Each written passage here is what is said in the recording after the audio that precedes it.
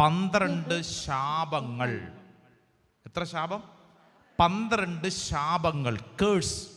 നമ്മളായിട്ടല്ല, നമ്മുടെ മുൻ തലമുറയിൽപ്പെട്ട ഏതെങ്കിലുമൊക്കെ വ്യക്തികൾ ഇപ്രകാരം ഏതെങ്കിലും പാപപ്രവർത്തികൾ ചെയ്തിട്ടുണ്ടോ എന്ന് നമുക്ക് ധ്യാനിക്കുവാൻ അയൽവക്ക ബന്ധങ്ങളെ ശ്രദ്ധിക്കണം.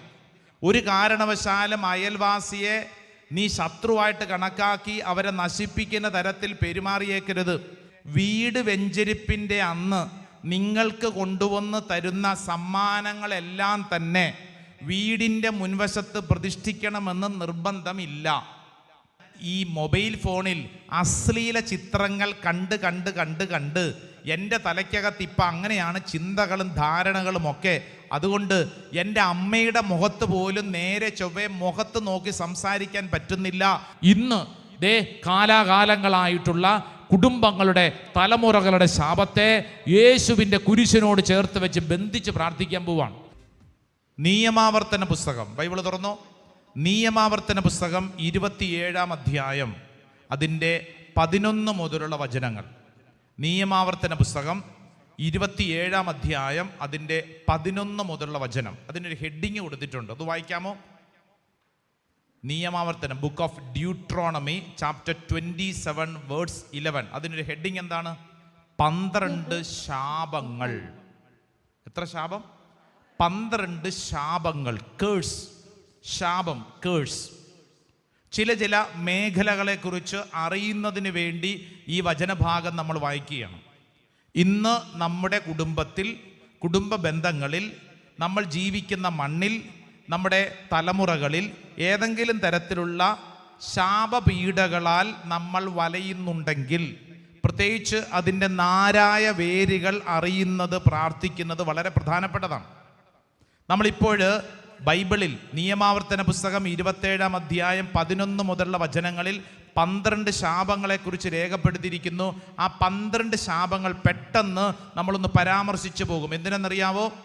നമ്മളായിട്ടല്ല, നമ്മുടെ മുൻ തലമുറയിൽപ്പെട്ട ഏതെങ്കിലുമൊക്കെ വ്യക്തികൾ ഇപ്രകാരം ഏതെങ്കിലും പാപപ്രവർത്തികൾ ചെയ്തിട്ടുണ്ടോ എന്ന് നമുക്ക് ധ്യാനിക്കുവാൻ, ഒരുപക്ഷെ നമ്മൾ കേട്ടറിഞ്ഞ ചില കാര്യങ്ങളൊക്കെ നമ്മുടെ കുടുംബത്തിലുണ്ടെങ്കിൽ ആ മേഖലകളിൽ അനുതാപത്തിന് വേണ്ടി, ദൈവകരുണയ്ക്ക് വേണ്ടി പ്രാർത്ഥിക്കുവാനാണ് ഈ വിഷയം ഇപ്പോൾ ഓർമ്മപ്പെടുത്തുന്നത്. ഹല്ലേലൂയാ, ഹല്ലേലൂയാ.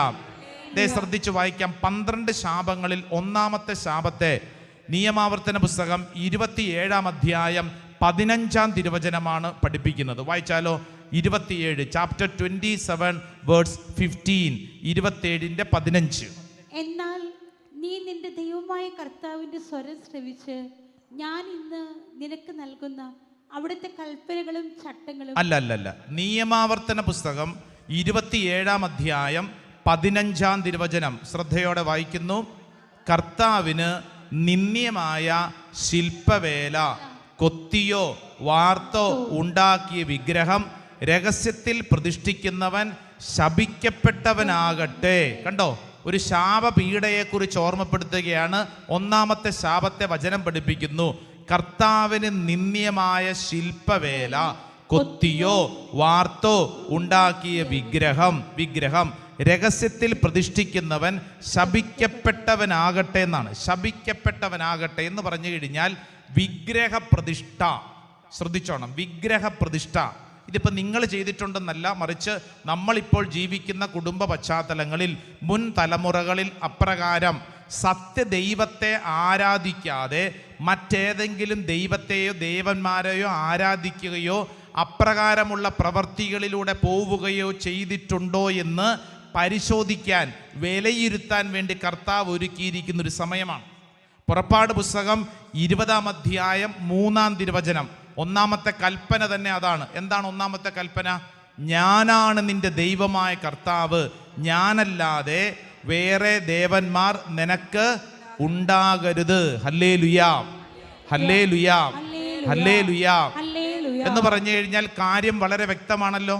സത്യദൈവത്തെ ആരാധിക്കാതെ മറ്റേതെങ്കിലും ദേവീ ദേവന്മാരെ ആരാധിക്കാനോ പ്രണമിക്കാനോ അവയുടെ പുറകെ പോവുകയോ കാര്യം സാധിക്കാൻ വേണ്ടി പോവുകയൊക്കെ ചെയ്താൽ അപകടം. ഞാൻ നേരത്തെ സൂചിപ്പിച്ച ആ കുടുംബത്തിൻ്റെ കാര്യം ഓർത്തോണം. ശരീരത്തിലെ അലർജി രോഗവും കുടുംബത്തിലെ പ്രശ്നവും മാറാൻ വേണ്ടി ആരുടെ പുറകെ പോയി ഇപ്പോൾ എന്താണ് അവസ്ഥയെന്നറിയാവോ? വലിയ സങ്കടകരമായ അവസ്ഥയിലിരിക്കുന്നു. ഇത് പലതരത്തിൽ ചില കുടുംബങ്ങളിലുണ്ടാവും. സാമ്പത്തിക വളർച്ചയുണ്ടാകാൻ ചില വിഗ്രഹങ്ങളൊക്കെ വീട്ടിൽ മേടിച്ചു വയ്ക്കാം, ചില സാധ്യതകളുണ്ട്. ചില കടകളിലൊക്കെ കണ്ടിട്ടില്ലേ? ഒരു കൊടവയറുള്ള ഒരാൾ ഇങ്ങനെ ഇരിക്കുന്നത്. ഭാഗ്യം ഉണ്ടാവുന്നവരാണ്. ഭാഗ്യം ചില വീടുകളിലൊക്കെ കൊണ്ട് അത് വെച്ചിട്ടുണ്ട്. വീട്ടിൽ വലിയ സമ്പത്തുണ്ടാകാൻ വേണ്ടി ചില ചെടികളൊക്കെ കൊണ്ടുവയ്ക്കും, സമ്പത്തുണ്ടാകാൻ വേണ്ടി. നമ്മൾ ശ്രദ്ധിക്കേണ്ട കാര്യം, അപ്രകാരം വസ്തുക്കളിൽ ആശ്രയിച്ച് നിന്റെ അനുഗ്രഹം നഷ്ടപ്പെടുത്തി കളയരുത്. ഹല്ലേലൂയാ. ഒരു പക്ഷേ ട്രെൻഡ് ആണെന്നൊക്കെ പറഞ്ഞുകൊണ്ട്, ഫാഷൻ ആണെന്നൊക്കെ പറഞ്ഞുകൊണ്ട്, യൂട്യൂബിൽ അങ്ങനെ കണ്ടു എന്നൊക്കെ പറഞ്ഞുകൊണ്ട് പലരും വരും അല്ലേ? ചില പരസ്യത്തിൽ കണ്ടു കയ്യിൽ ഭാഗ്യമോതിരം ഇട്ടാൽ, ചില മോതിരത്തിൻ്റെ പ്രത്യേകതയാണ് ഭാഗ്യമോതിരം.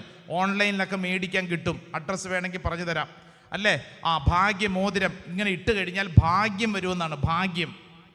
ഇഷ്ടം പോലെ തട്ടിപ്പുകളുണ്ട്, അതിൻ്റെ പുറകെ പോയേക്കരുത്.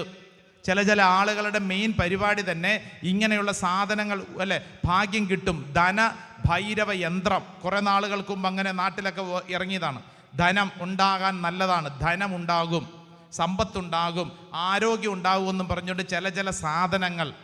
പ്രത്യേകിച്ച് ഒരു കാര്യം ശ്രദ്ധിച്ചേ, വീട് വെഞ്ചരിപ്പിൻ്റെ അന്ന് നിങ്ങൾക്ക് കൊണ്ടുവന്ന് തരുന്ന സമ്മാനങ്ങളെല്ലാം തന്നെ വീടിൻ്റെ മുൻവശത്ത് പ്രതിഷ്ഠിക്കണമെന്ന് നിർബന്ധമില്ല. കേട്ടോ ആവോ? ഇപ്പം നിങ്ങൾക്ക് പലരും കൊണ്ട പല സമ്മാനങ്ങൾ തരും. പട്ടിയുടെയും പൂച്ചയുടെയും കടുവയുടെയും സിംഹത്തിൻ്റെ രൂപങ്ങളും പാമ്പും തേളും പല രൂപങ്ങളും. എന്നാൽ ഇത് വിലയുള്ളതാണല്ലോ. അവർ അമേരിക്കയിൽ പോയി കൊണ്ടുവന്നതാണ്, ഗിഫ്റ്റാണ്. ഇരിക്കട്ടെ, വീടിൻ്റെ അകത്ത് കൊണ്ട പാമ്പിൻ്റെ രൂപം വെക്കണോ? സിംഹത്തിൻ്റെയും കടുവയുടെ രൂപങ്ങൾ വെക്കണോ? പാടില്ല. കാരണം എന്താന്ന് വെച്ച് കഴിഞ്ഞാൽ, എപ്പോഴും നമ്മൾ അറിയേണ്ട കാര്യം, ഈ തിന്മ ഈവിൾ സ്പിരിറ്റാണ്. ഈവിൾ സ്പിരിറ്റിന് ഒരു ഒബ്ജക്റ്റിലാണ് എപ്പോഴും ഇരിക്കേണ്ടത്. എന്തെങ്കിലും ഒരു സാധനങ്ങൾ എപ്പോഴും ഉണ്ടാവണം. അതിൻ്റെ അകത്തേക്ക് ആ തിന്മ കുടിയിരിക്കും. പലപ്പോഴും പല വീടുകളിലും കാണുന്നൊരു കാഴ്ച, അവിടുന്ന് കിട്ടിയതാണ് ഇവിടുന്ന് കിട്ടിയതാണെന്നൊക്കെ പറഞ്ഞ് ഇങ്ങനെയുള്ള പല സാധനങ്ങളും, പ്രത്യേകിച്ച് കാണാൻ കൗതുകമൊക്കെ ഉണ്ടാകും. പക്ഷേ നമ്മൾ ജീവിക്കുന്ന വീട്ടിൽ അപ്രകാരം ജീവികളുടെ ഇപ്രകാരമുള്ള ഈ ചിത്രങ്ങളും രൂപങ്ങളും ഒന്നും വെക്കാതിരിക്കുന്നതാണ് ക്രിസ്ത്യാനിക്ക് നല്ലത്. ഹല്ലേലൂയാ, ഹല്ലേലൂയാ. കാരണം അതിലൂടെയൊക്കെ പലതരത്തിലുള്ള തിന്മയുടെ പ്രവൃത്തികൾ കടന്നു വരാം. നമ്മളിത് ആരെയും കളിയാക്കാൻ വേണ്ടി പറയുന്നതല്ല, മറിച്ച് തിരിച്ചറിയാൻ വേണ്ടിയിട്ടാണ്. വെഞ്ചരിപ്പിൻ്റെ അന്ന് കിട്ടിയതാണ് അച്ഛാ, അതെങ്ങനെയാ വിചാരിക്കും? അവർ തന്നതല്ലേ, എങ്ങനെ കളയണമെന്നല്ല, മറിച്ച് അവിടെ നിങ്ങളുടെ വീട്ടിൽ വെക്കണോ വേണ്ടയോ? നിങ്ങളുടെ സ്വസ്ഥത നിങ്ങളുടെ അവകാശമാണ്. അന്യദേവന്മാരെ, ദേവതകളെ വർഷിപ്പ് ചെയ്യുന്ന, ആരാധിക്കുന്ന രൂപങ്ങളും ഭാവങ്ങളും ഒന്നും തന്നെ നമ്മുടെ വീട്ടിൽ വെക്കരുത്. പ്രൈസ് ദി ലോർഡ്, ഹല്ലേലൂയാ. അടുത്തിരിക്കുന്ന ആളോട് പറഞ്ഞേ, വിഗ്രഹ ആരാധന പാടില്ല. അതാണ് അതിൻ്റെ അർത്ഥം. അടുത്തിരിക്കുന്ന ആളോട് പറ, വിഗ്രഹ ആരാധന പാടില്ല. പ്രൈസ് ദി ലോർഡ്, ഹല്ലേലൂയാ. രണ്ടാമത്തെ ശാപപീഡയെ നിയമാവർത്തന പുസ്തകം 27-ാം അധ്യായം 16-ാം തിരുവചനം, 27-ന്റെ 16-ാം തിരുവചനം. അപ്പനെയോ അമ്മയെയോ നിന്ദിക്കുന്നവൻ ശപിക്കപ്പെട്ടവനാകട്ടെ. അപ്പനെയോ അമ്മയെയോ നിന്ദിക്കുന്നവൻ, അധികം വ്യാഖ്യാനം ഒന്നും ആവശ്യമില്ലാത്ത കാര്യമാണ്. അപ്പൻ്റെ അമ്മയുടെയും കണ്ണുനീര് നമ്മുടെ കുടുംബത്തിൽ വീഴാൻ പാടില്ല. ആമേൻ, ആമേൻ. പിടികിട്ടിയോ? എന്ന് പറഞ്ഞു കഴിഞ്ഞാൽ, ചില കുടുംബങ്ങളിലൊക്കെ മക്കളൊക്കെ വളർന്നു കഴിഞ്ഞപ്പോൾ അപ്പനും അമ്മയും ഇപ്പോൾ ഭാരമായിട്ട് മാറി. അവരെ നോക്കാൻ സമയമില്ല. അവരെ കൊണ്ട് ഓൾഡ് ഏജ് ഹോമിൽ കൊണ്ട് തട്ടിയേക്കാം, അവിടെ കൊണ്ട് ഇട്ടേക്കാം, ഞങ്ങൾക്ക് നോക്കാൻ പറ്റത്തില്ല. അങ്ങനെയുള്ള പെരുമാറ്റ ശൈലി നമുക്ക് നല്ലതല്ല. മാതാപിതാക്കളുടെ കണ്ണുനീര് കുടുംബത്തിൽ വീഴാൻ പാടില്ല. വിശുദ്ധ ഗ്രന്ഥം പഠിപ്പിക്കുന്നത് ഒരു ശാപമാണ്, തലമുറകളുടെ ഒരു ശാപമായിട്ട് കിടക്കുമെന്ന്. നമ്മളിപ്പോൾ ഇത് പ്രാർത്ഥിക്കുന്ന സമയത്ത് നമ്മൾ ഓർക്കേണ്ടത്, നമ്മുടെ മുൻ തലമുറകളിൽ അപ്രകാരം ഏതെങ്കിലും മാതാപിതാക്കളുടെ കണ്ണുനീരൊക്കെ വീണിട്ടുണ്ടെങ്കിൽ ഇന്ന് ദൈവത്തിന് മുമ്പിൽ കണ്ണുനീരോടെ പ്രാർത്ഥിക്കാനൊരു കടമയാണ്. അതോടൊപ്പം തന്നെ നമ്മൾ ജീവിച്ചിരിക്കുന്ന കാലഘട്ടത്തിൽ അങ്ങനെ ഒരു പ്രവൃത്തി സംഭവിക്കുന്നില്ല, അതായത് മാതാപിതാക്കളുടെ കണ്ണുനീര് വീഴുന്നില്ല എന്ന് ഉറപ്പുവരുത്തണം. പ്രൈസ് ദി ലോർഡ്, ഹല്ലേലൂയാ, ഹല്ലേലൂയാ. അടുത്തിരിക്കുന്ന ആളുകൾക്ക് കൈ കൊടുത്തോണ്ട് പറഞ്ഞ് മാതാപിതാക്കളെ വിഷമിപ്പിക്കരുത്. മൂന്നാമത്തെ ശാപത്തെ തിരുവചനം പഠിപ്പിക്കുന്നത് നിയമാവർത്തന പുസ്തകം 27 അധ്യായം 17 തിരുവചനമാണ്. 17 തിരുവചനം. അയൽക്കാരന്റെ അതിർത്തിക്കല്ല് മാറ്റുന്നവൻ ശപിക്കപ്പെട്ടവനാകട്ടെ. എന്ന് പറഞ്ഞു കഴിഞ്ഞാൽ അതിർത്തി ബന്ധം, അയൽവാസി ബന്ധം, അയൽപക്ക ബന്ധത്തെ ശ്രദ്ധിച്ചോണം. അയൽപക്ക ബന്ധങ്ങളെ ശ്രദ്ധിക്കണം. ഒരു കാരണവശാലും അയൽവാസിയെ നീ ശത്രുവായിട്ട് കണക്കാക്കി അവരെ നശിപ്പിക്കുന്ന തരത്തിൽ പെരുമാറിയേക്കരുത്. ഒരുപക്ഷെ നമ്മുടെ മുൻ തലമുറകളിൽ അങ്ങനെയുള്ള ചില പ്രവർത്തികൾ സംഭവിച്ചിട്ടുണ്ടാവും. വെട്ടിപ്പിടിച്ചെടുത്തതായിരിക്കും. അയൽവാസിയുടെ സ്വത്തും കൂടെ ഇങ്ങോട്ടെടുത്തു. അവൻ ദുർബലനായിരുന്നു, അവൻ്റെതും കൂടെ ഇങ്ങനെ അതിർത്തിക്കല്ല് അല്ലെങ്കിൽ വേലി കെട്ടി മതിൽ കെട്ടി ഞാൻ സ്വന്തമാക്കി. അങ്ങനെ അയൽവാസികളെ വേദനിപ്പിക്കുകയും അയൽവാസികളെ നിന്ദിക്കുകയും അവരോട് മറുതലിക്കുകയും അവരെ കരയിപ്പിക്കുകയും ചെയ്തിട്ടുണ്ടെങ്കിൽ വിശുദ്ധ ഗ്രന്ഥം പഠിപ്പിക്കുന്നു അതൊരു ശാപപീഠ പോലെ തലമുറകളിൽ കിടക്കും. സ്വരമുയർത്തി പറ ഹല്ലേലൂയാ, ഹല്ലേലൂയാ. യേശുവേ നന്ദി, യേശുവേ സ്തുതി, യേശുവേ ആരാധന. ഇപ്പൊ എത്ര ശാപങ്ങളെ പഠിച്ചു? 3. നാലാമത്തെ ശാപത്തെ വിശുദ്ധ ഗ്രന്ഥം പഠിപ്പിക്കുന്നു. നിയമാവർത്തന പുസ്തകം 27 അധ്യായം അതിൻ്റെ 18 തിരുവചനം. 27 18 തിരുവചനം. കുരുടനെ വഴി തെറ്റിക്കുന്നവൻ ശപിക്കപ്പെട്ടവനാകട്ടെ. കുരുടൻ എന്ന് പറഞ്ഞ ഹാൻഡിക്യാപ്ഡ് എന്ന് പറഞ്ഞു കഴിഞ്ഞാൽ വയ്യാത്ത ആളുകളെ നീ വിഷമിപ്പിക്കരുതെന്നർത്ഥം.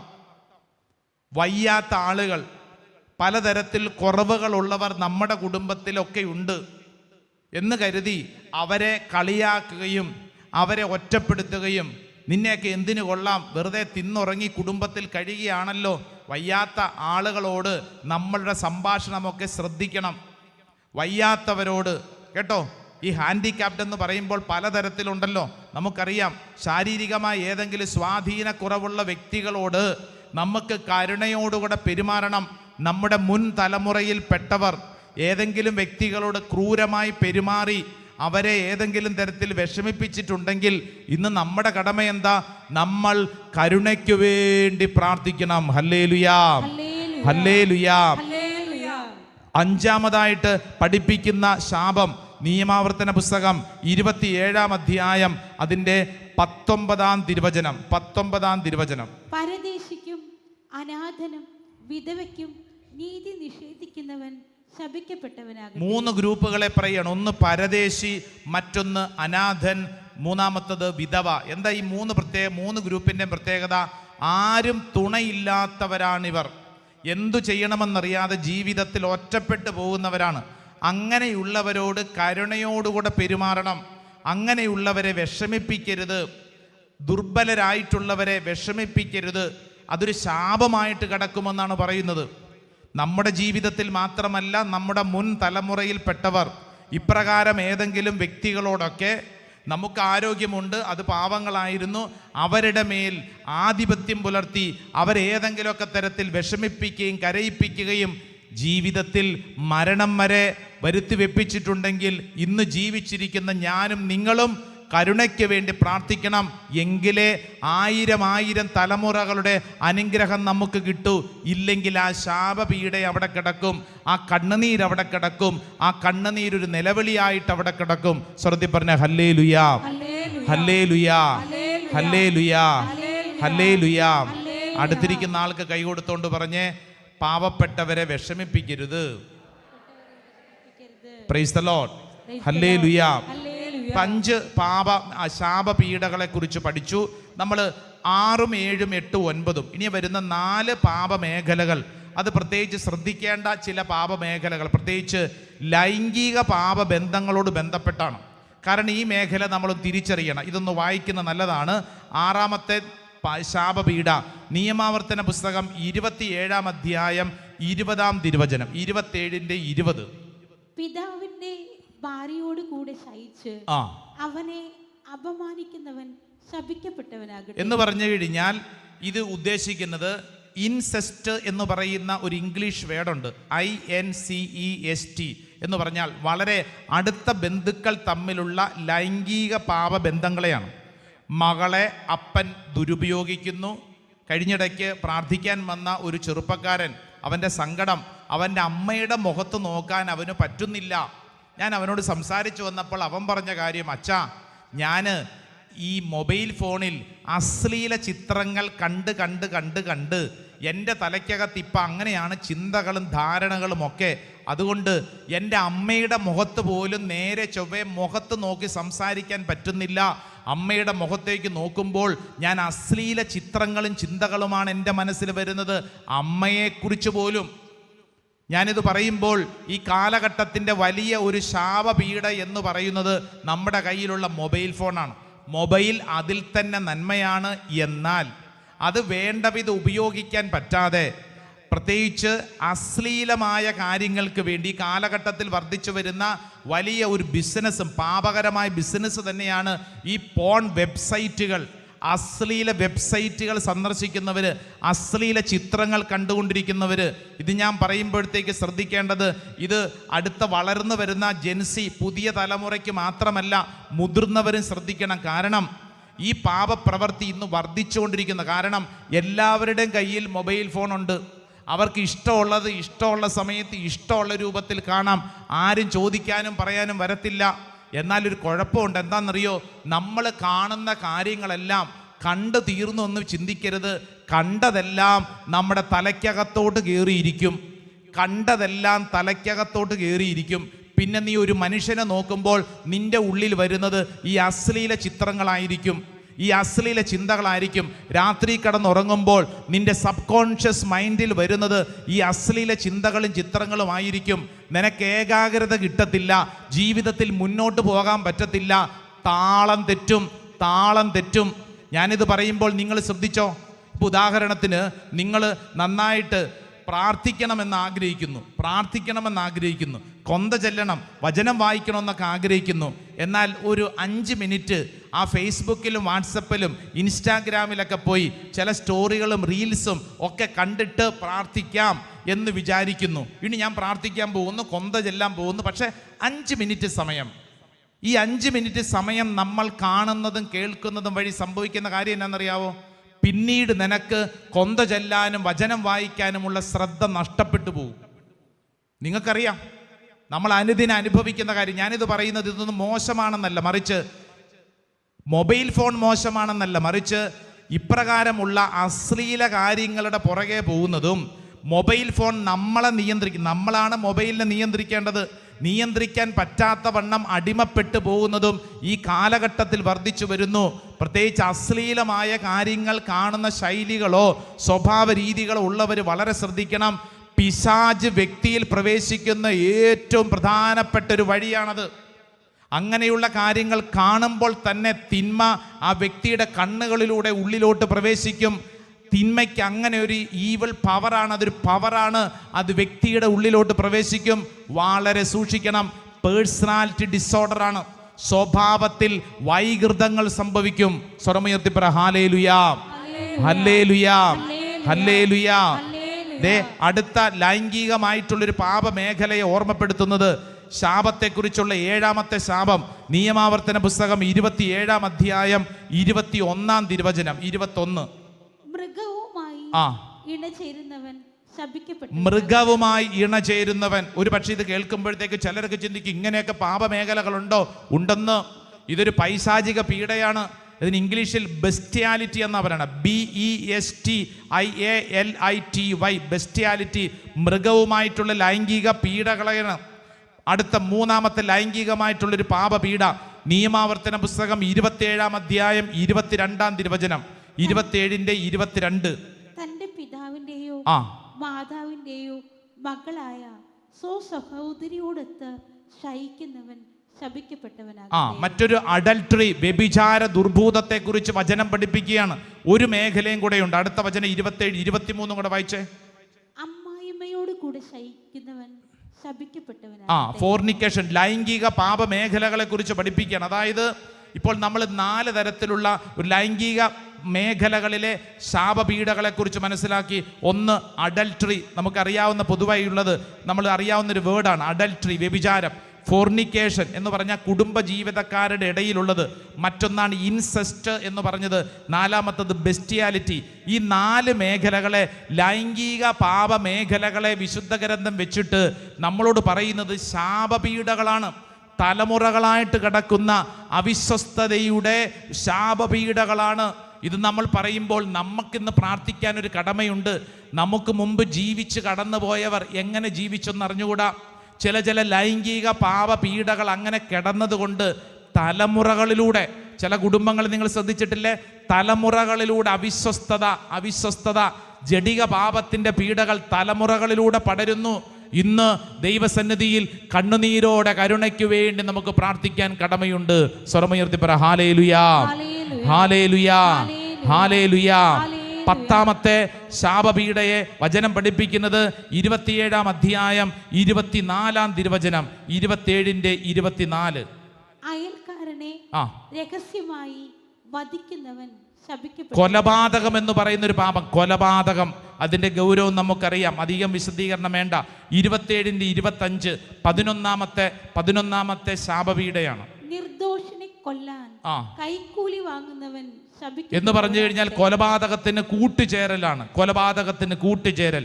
12ാമത്തെ ശാപത്തെ പഠിപ്പിക്കുന്നു 27-ാം അധ്യായം 26-ാം തിരുവചനം.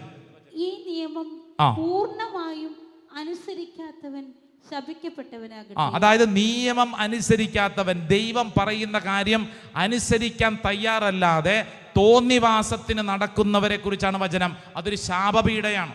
അത് തലമുറകളായിട്ട് കടക്കുന്നവരും. തോന്നിവാസം, ദൈവകാര്യങ്ങളോടൊന്നും താല്പര്യമില്ല, ദൈവം അങ്ങനെയൊക്കെ പറയും, ഈ ഭൂമിയിൽ ഒരു ജീവിതമേ ഉള്ളൂ, അത് ആസ്വദിച്ച് ജീവിക്കണം, എനിക്ക് ഇഷ്ടമുള്ളതുപോലെ ജീവിക്കും, ദൈവം ആരാണ്, ദൈവം എവിടെ ഇരിക്കുന്നു എന്നിങ്ങനെ ദൈവത്തെയും ദൈവകാര്യങ്ങളെയും ധിക്കരിക്കുക, പള്ളി പ്രാർത്ഥന കുടുംബ പ്രാർത്ഥനയോടൊക്കെ മല്ലിടുക, എപ്പോഴും എൻ്റെ കാര്യം മാത്രം, എൻ്റെ സുഖം മാത്രം, എനിക്ക് തോന്നിയതുപോലെ ജീവിക്കും. അതൊരു ശാപപീഡയാണ്. വിശുദ്ധ ഗ്രന്ഥം ഇന്ന് പഠിപ്പിക്കുകയാണ്. ഹല്ലേലൂയാ, ഹല്ലേലൂയാ. ഈ തിരുവചനങ്ങൾ നമ്മൾ വായിച്ചതിൻ്റെ അടിസ്ഥാനപരമായ ഒരു മർമ്മം, നമ്മുടെ മുൻ തലമുറയിൽപ്പെട്ടവർ ഏതെങ്കിലും തരത്തിൽ ഇത്തരത്തിലുള്ള തിന്മ പ്രവർത്തികളിലൂടെ കടന്നുപോയെങ്കിൽ അതൊരു ശാപമായിട്ട് കിടക്കുന്നു ആ മണ്ണിൽ, ആ വീട്ടിൽ തലമുറകളായി. അത് നമ്മുടെ സ്വഭാവത്തിൽ പോലും വരും. ആയതിനാൽ നമുക്കുള്ള കടമ 1000 തലമുറകൾ വരെ കരുണ വർഷിക്കുന്ന യേശു ക്രിസ്തുവിലേക്ക് നമ്മൾ പ്രവേശിക്കുകയാണ്. കാൽവരി മലയിൽ കുരിശിൽ ഈശോ മരിച്ചപ്പോൾ ഈ ശാപത്തെ, തലമുറകളായിട്ടുള്ള ശാപത്തെ കുരിശിൽ എന്നേക്കുമായി ഈശോ നിഷ്കാസനം ചെയ്തു, നിർവീര്യമാക്കി. ഇത് നമ്മൾ തിരിച്ചറിയണം, ഇത് നമ്മൾ അവകാശമായിട്ട് സ്വീകരിക്കണം. സ്വരമുയർത്തി പറഞ്ഞ ഹല്ലേലൂയാ, ഹല്ലേലൂയാ, ഹല്ലേലൂയാ. യേശുവേ നന്ദി, യേശുവേ സ്തുതി, യേശുവേ ആരാധന. 20-ാം പുറപ്പാട് പുസ്തകം 20:6. എന്നാൽ എന്നെ സ്നേഹിക്കുകയും എൻ്റെ കൽപ്പനകൾ പാലിക്കുകയും ചെയ്യുന്നവരോട് 1000 തലമുറകൾ വരെ ഞാൻ കരുണ കാണിക്കും. ചാടി എഴുന്നേറ്റ് നിന്നേ എൻ്റെ പ്രിയപ്പെട്ട ദൈവജനമേ, ചാടി എഴുന്നേറ്റ് നിന്നോ.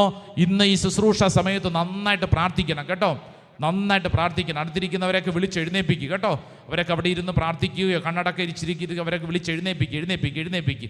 നന്നായിട്ട് പ്രാർത്ഥിക്കണം. കാരണം ഇന്ന് കാലാകാലങ്ങളായിട്ടുള്ള കുടുംബങ്ങളുടെ തലമുറകളുടെ ശാപത്തെ യേശുവിൻ്റെ കുരിശിനോട് ചേർത്ത് വെച്ച് ബന്ധിച്ച് പ്രാർത്ഥിക്കാൻ പോവാണ്. ഇനി മേലിൽ ശാപത്തിന് നമ്മുടെ മേൽ അവകാശമില്ല. ഉച്ചത്തിൽ പറഞ്ഞേ ആമേൻ, ആമേൻ, ആമേൻ. കരങ്ങൾ ഉയർത്തിപ്പിടിച്ച് എൻ്റെ കൂടെ ഏറ്റുചൊല്ലി പ്രാർത്ഥിച്ച്, കാൽവരി മലയിൽ എനിക്ക് വേണ്ടി കുരിശിൽ മരിച്ച യേശുവിൻ്റെ തിരുരക്തത്താൽ, തിരുക്കുരിശിനാൽ, യേശുവിൻ്റെ നാമത്തിൻ്റെ ശക്തിയാൽ ഞാൻ, എൻ്റെ കുടുംബം രക്ഷിക്കപ്പെട്ടിരിക്കുന്നു. ശാപങ്ങൾക്ക്, പാപങ്ങൾക്ക്, ബന്ധനങ്ങൾക്ക് എൻ്റെ മേലും എൻ്റെ കുടുംബത്തിൻ്റെ മേലും അവകാശമില്ല. എന്നെ പീഡിപ്പിക്കുന്ന, എൻ്റെ കുടുംബത്തെ നശിപ്പിക്കുന്ന സാത്താനെ ഇനിമേൽ നിനക്ക് അധികാരമില്ല. എൻ്റെ മേൽ അധികാരമില്ല. എൻ്റെ കുടുംബത്തിൻ്റെ മേൽ അധികാരമില്ല. ഞാനും എൻ്റെ കുടുംബവും യേശുവിൻ്റെ സ്വന്തമാണ്. യേശുവിൻ്റെ സ്വന്തമാണ്. യേശുവിൻ്റെ സ്വന്തമാണ്. രണ്ട് കരങ്ങൾ സ്വർഗത്തിലേക്ക് ഉയർത്തിപ്പിടിച്ചോ, കണ്ണടച്ചോ, നീ വിശ്വസിച്ച് പ്രാർത്ഥിക്കുകയാണ്. ഈ ശുശ്രൂഷ സമയത്ത് കാലാകാലങ്ങളായി നിങ്ങളുടെ കുടുംബത്തിലുള്ള വ്യക്തി ജീവിതത്തിലുള്ള സകല തിന്മയുടെ നാരക ശക്തികളും യേശുവിൻ്റെ കുരിശിനോട് ചേർത്ത് ബന്ധിച്ച് പ്രാർത്ഥിക്കുന്നു. കർത്താവേ, കുരിശിൽ എനിക്ക് വേണ്ടി മരിച്ചവനെ, നിന്റെ തിരുരക്തത്താൽ, തിരുക്കുരിശിനാൽ, യേശുവേ നിന്റെ നാമത്തിൻ്റെ മഹത്വത്താൽ സകല തിന്മയുടെ കെട്ടുകളും അഴിയപ്പെടട്ടെ. പ്രത്യേകിച്ച് പ്രാർത്ഥിക്കുമ്പോൾ അപ്പൻ്റെ കുടുംബത്തെ മനസ്സിലോർക്കുക. അപ്പൻ, അപ്പൻ്റെ അപ്പൻ, അപ്പൻ്റെ അമ്മ, അപ്പൻ്റെ അപ്പൻ്റെ അപ്പൻ, അപ്പൻ്റെ അമ്മ, അമ്മയുടെ അമ്മ, ആ തലമുറകളെ മുൻവശത്തോട് ചിന്തിക്കുക. ഓ ദൈവമേ, എൻ്റെ അപ്പനിലൂടെ കടന്നു വന്നിട്ടുള്ള, എൻ്റെ ഡാഡിയിലൂടെ കടന്നു വന്നിട്ടുള്ള സകല തിന്മയുടെ നാരിക ശക്തികളെയും പാരമ്പര്യ പീഡകളെയും പാരമ്പര്യ ശാപങ്ങളെയും യേശുവിൻ്റെ കുരിശിനോട് ചേർത്ത് വയ്ക്കുന്നു. അമ്മയുടെ കുടുംബത്തെ ഓർക്കുക. അമ്മയുടെ അമ്മ, അമ്മയുടെ അപ്പൻ, അമ്മയുടെ സഹോദരിമാര്, സഹോദരന്മാര്, അതോടൊപ്പം തന്നെ അമ്മയുടെ മുൻ തലമുറകളെ ഓർക്കുക. യേശുവേ, ഈ ശുശ്രൂഷ സമയത്ത് എൻ്റെ അമ്മയുടെ കുടുംബത്തിലൂടെ കടന്നു വന്നിട്ടുള്ള സകല തിന്മയുടെ നാരിക ശക്തികളെയും യേശുവിൻ്റെ കുരിശിനോട് ചേർത്ത് ബന്ധിച്ച് പ്രാർത്ഥിക്കുന്നു. ഓ ജീസസ്, യേശുവേ, യേശുവേ, ഈ ശുശ്രൂഷ സമയത്ത് അത്ഭുതകരമായൊരു വിടുതൽ ഈ ദൈവജനത്തിലേക്ക് സംഭവിക്കപ്പെടട്ടെ. അത്ഭുതകരമായൊരു വിടുതൽ സംഭവിക്കട്ടെ. കരങ്ങൾ ഉയർത്തിപ്പിടിച്ച് ദൈവജനം ഒരുമിച്ച് പ്രാർത്ഥിക്കുന്നു.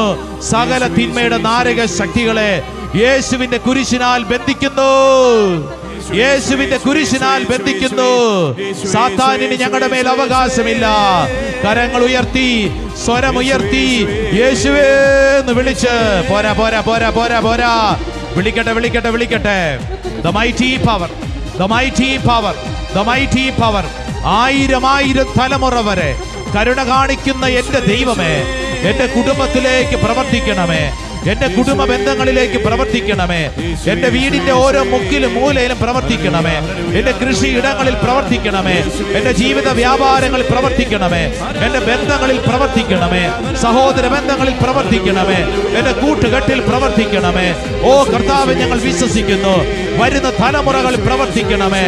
യേശുവേ, വിശ്വസിക്കുന്നു, വിശ്വസിക്കുന്നു, വിശ്വസിക്കുന്നു. ആമേൻ. ഈശോയേ, നിന്റെ കരുണയിൽ വിളിച്ചേ, വിളിച്ചേ, വിളിച്ചേ, വിളിച്ചേ. നിന്റെ കരുണയിൽ ഈശോയേ,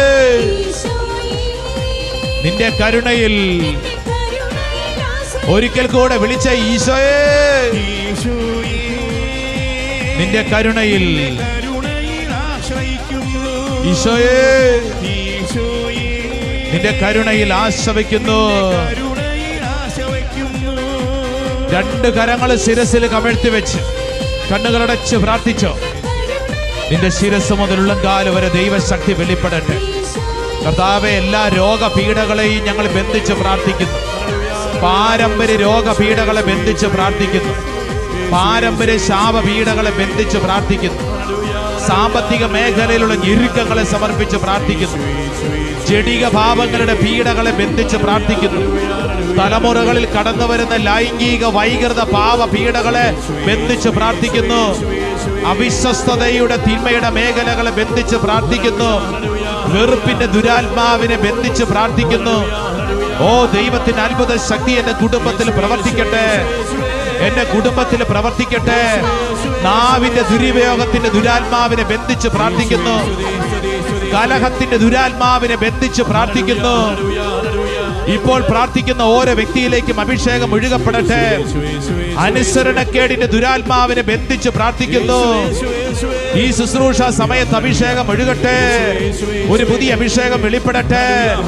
ആരാധന, ആരാധന, ആരാധന, ആരാധന, ആരാധന, ആരാധന.